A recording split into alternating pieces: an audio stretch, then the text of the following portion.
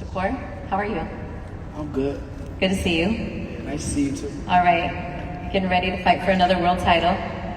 Second division that you're going for a world title shot. You captured a belt at 26, vacated, now you're up at 130. You've been here for quite some time. You knew this was coming, you earned the mandatory position. Let's first talk about the opportunity to win a world title in your second weight class. It's definitely an amazing opportunity.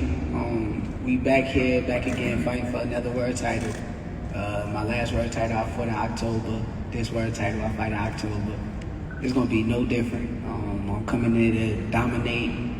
Jamel is a solid fighter. He got a great team around him, but it's gonna be my night. That's how I feel. Your thoughts on fighting here in Atlanta, State Farm Arena? It's a place, like Bob said, is becoming another hotbed for boxing. Just the opportunity to expose your skills to a different audience here in the South. Yeah, I mean, this is my type of audience at the end of the day, so I love Atlanta. My mother used to live in Atlanta, so I came here a lot. This is definitely my type of crowd, so I'm definitely going to try to be a crowd pleaser, try to put on the best performance that I can, and I'm going to show out. Speaking of being a crowd pleaser, I know talking to you after the fight last time, you weren't thrilled with your performance. That's fair to say, right? Yes. So with that being said, what could the fans that are purchasing tickets tomorrow to join us in Atlanta expect from Shakur? Obviously different opponent, different stakes, but what can they expect from you to bring? Something a little bit different? I think they should expect a superstar to be born at the end of the day. I feel like Jamel Herring is a solid fighter. The better the fighter is, the better I get. So I feel like he's gonna try to come in there and turn me up, and I'm gonna turn up. And much has been dubbed in this promotion, you know, when friends become enemies, or, you know, putting your friendship aside. But you've kind of said friends with the eye emojis, more like acquaintances. How would you kind of describe your relationship with Jamel? I mean, you guys share nutritionists, you share publicists, you've been in the gym together. But in your own words, so you can put out, how would you describe, you know, the status of your relationship with him?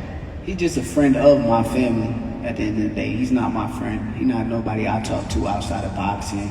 We don't got no relationship outside of boxing, so he's somebody I see around, and he mess with the same people that I mess with. But other than that, we not friends. I never really been his friend. He's cool people. I don't got no problem with him at all, but it ain't like I check up on him whenever I'm not fighting, or he check up on me, so I don't consider that a friend. So it's all business once you step inside the ring, and then afterwards? Yeah, it's definitely business. Afterwards, it is what it is. We could go out and eat, or we could go out to a club or something. I don't mind, but at the end of the day, I'm coming here to handle business, and I'm gonna make sure I win. All right, thank you, Shakur. Appreciate you. And we're gonna get over to the champ now. Jamel, how you doing? I'm good. How you doing, Christina? Good to see you. Likewise. How's the baby doing? The babies are doing great. Thank you so much. That is just like you to ask about the family, and I appreciate that. And they're going to be here to watch you guys on October 23rd. I have to have them in attendance. And I know before training you kind of put on the headset and you've done some commentary, but now it's time to get in the gym, time to get to work as you get ready for your fight here against Shakur. Although you're the champion, you kind of come in this underdog role, and it's something that you're not unfamiliar with. That has been the case before, yet you've continued to prove doubters wrong, and you're looking to do that one more time on October 23rd and walk away with that strap still around your waist. Oh yeah, of course. But like I said, I look at every fight different. This fight is no easier than any fight that I had in the past. You know, like I said, I always gave Shakur his respect. I know what I'm going up against, you know, but that's what motivates me to go in the gym and do what I have to do. Like I said, I don't look over, take anyone lightly, as I would say, but you know, like I say, it's just familiar territory and just another day in the life of Jamel Herring, so that's just how it is. Bob mentioned your spectacular performance against Carl Frampton, and it seems like you just elevated your game to another level against that type of opposition, and many expect you to do the same thing again against Shakur Stevenson. What is it about you that brings out the very best when the stakes are higher? I feel like in that fight, I had no choice. You know, you've seen what happened with the fight before that. So I take all those things that I've gone through from the criticism, and me and Shakur have a critic in the same order, which is, you know, guys like Tim Bradley. You know, Tim came down on me hard, just like he does everyone else. And like, I just take everything that was said then, and you know, I just put it to the back burner. But I also remind myself or why I need to go take care of business, and there's no difference here. Of course, they making Shakur out to be the future superstar, and like I said again, I believe he will be a future star in his own right. But it's just that right now we're focused on the now, and I still feel like I still have things to prove myself, and I'm just gonna go out there and do what I gotta do. It's interesting to hear you say in your 4th title defense that you still feel like you have things to prove to yourself. What is it that you still feel like you have to prove? Hold on, my man Jay over there, Winky Wright. I always point out Winky Wright. Winky Wright was a southpaw in his own right, and Winky Wright didn't get the respect or the big names till later on in his career, even after he was a world champion and when he fought the great Shane Mosley. So and I also look at guys like Bernard Hopkins as well. Bernard didn't really get his shine until he fought Tito Trinidad at 36 years old. And that's when he started, getting the proper respect that he wanted. So that's why I don't really complain about things. Like I seen guys that laid the ground for fighters like myself in the past, what they've been through, and they just sucked it up and just continue to work. So I just feel like as long as I continue to work and do what I gotta do, I'll get my just due down the end of the road. So right now I'm just grateful, and I'm just enjoying just being a world champion, because not too many thought I was going to be a world champion to begin with. So every day, still holding that title is a blessing. And do you feel like, there's been a little bit of talk in social media back and forth between the two of you, and that's okay, that's all good. It's a sport where we got 2 extremely confident young men going at it. But do you feel like maybe Shakur is taking this fight a little bit more personally than you are?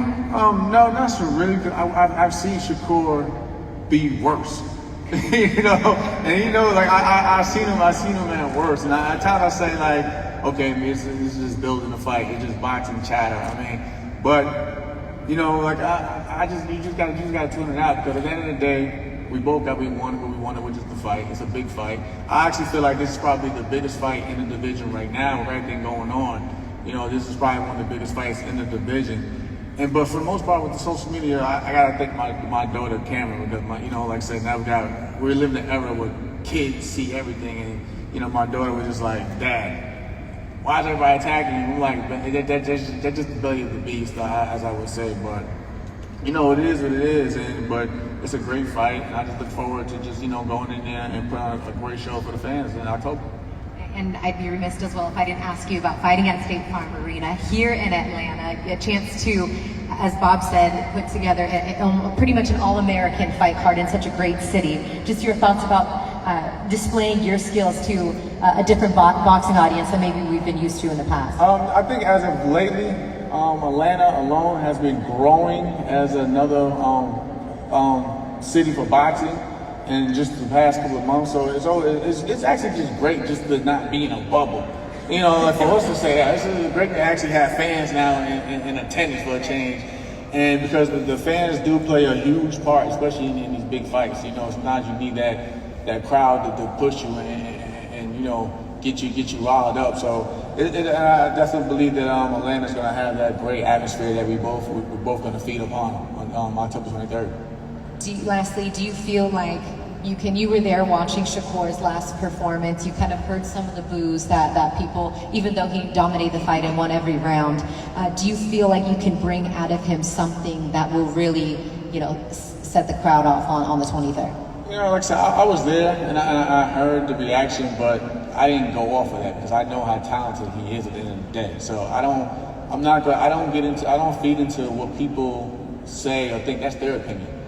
But at the end of the day, they're not in there with a guy like Shakur or whatever, or with the elite fighters. So I didn't really go off on that. But I believe that in terms of him, he sounds a lot more hungrier. So I think it's going to bring a lot more out of him. It's going to make it for a better fight between the both of us, because we both have something to prove in our own right. So he's young, he's hungry, and he wants to be a 2-divisional champion, which I respect. Me, I feel like, as I've always been counted out, I feel like I'm still just fighting for my respect, but that's what keeps me motivated and hungry. So I think this fight is basically going to bring out the best in us, and we'll just see how it goes at the end of the day.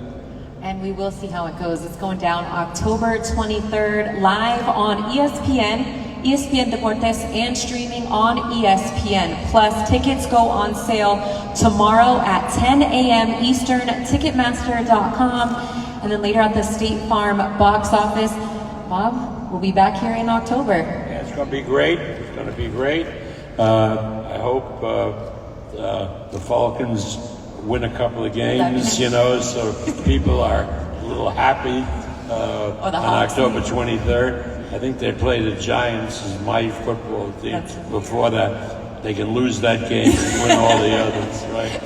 But this is a great sports city. I mean, you broke my heart, really, the truth, when the Hawks from nowhere played their hearts out and beat my Knicks in the playoffs. But this kid Young is some talent, you know. And for me personally, because I'm a little political, it's great to be back in Georgia, where we've turned the place from red to at least purple, and we're gonna do great in November, right? Because we don't want, I mean, as great as a football player as the other guys have, I mean, he doesn't belong, I think, in the Senate. You have the Reverend Warnock, who's done a terrific job in the Senate, and I hope he gets reelected, and I know I'm going to get in trouble for going into politics. Well, not by me, you are the boss, so you do what you need to do. But I'd like to thank Nico, Shakur, Jamel, and of course Bob Aaron for joining me. Did you have something else? Yeah, the Jamel Herring show needs to... No, I just want to take time to thank Top Rank and my manager, Brian McIntyre's over there playing pool, probably on his phone. He needs to bring that belt up here, Bomac. MTK Global, my sponsors at Adidas Boxing, King Shocks, and Buster. And of course, my first fight management group. All right, thank you to our lovely TR Knockouts as well. We forgot to mention the girls, Bob. What? Our knockouts. Yeah, I know. We have. Hey, come here, girls. Come here, guys. Look at this. Which other company has beautiful, beautiful women like we have with the Top Rank Knockouts? And the Top Rank Knockouts, right? Thank you. And the top, and we got two others in Tucson because we have a fight there tomorrow. So this is going to be a great, great show. The Knockouts will be here. The Knockouts always take pictures with the fans before the fights. So it's going to be a really fun evening, October 23rd. And I personally, and for everybody at Top Rank, look forward to this event in the great city of Atlanta. All right, nothing more to say here. Thank you everybody for joining us, ESPN Plus and Top Rank's YouTube. We gonna do a face-off? You already know. Okay, I just gonna close us out if that's okay. I think he's licking his chops to get face to face here with Jamel. I'm Christina Poncher. Thank you everybody for joining us. We'll see you in October. Right to this. Just let him do it. Hold on, Nico.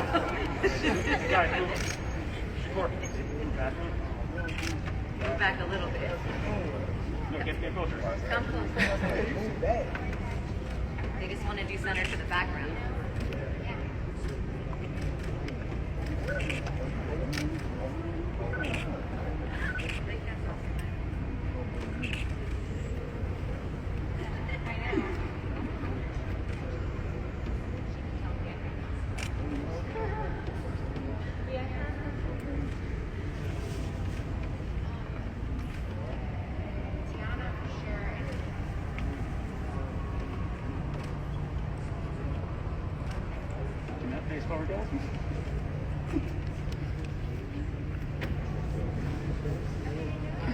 Well, you're quiet over there.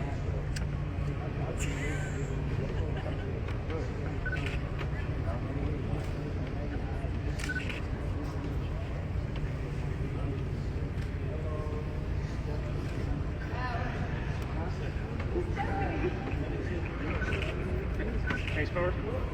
Right the camera. Right back up. Right hand.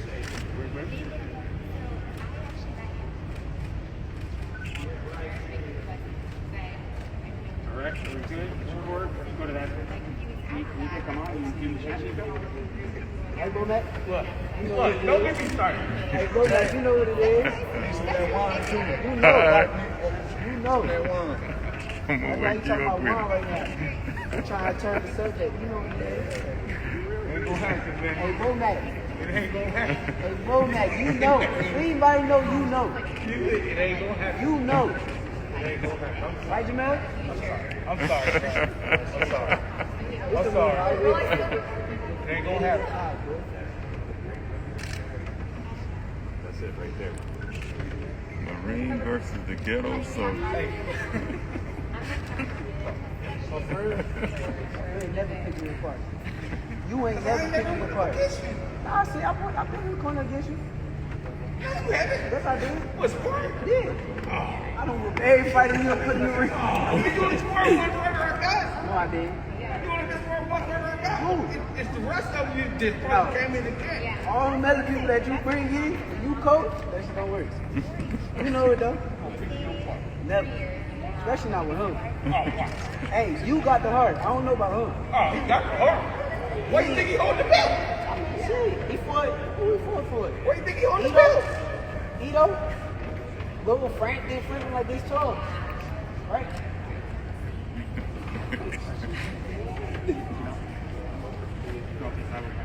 Hey, make sure you get my belt. Everywhere you go. First day station. Okay, so guys. That's Marine versus the ghetto soldier. I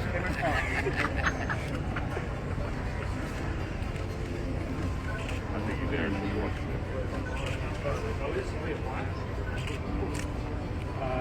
Good.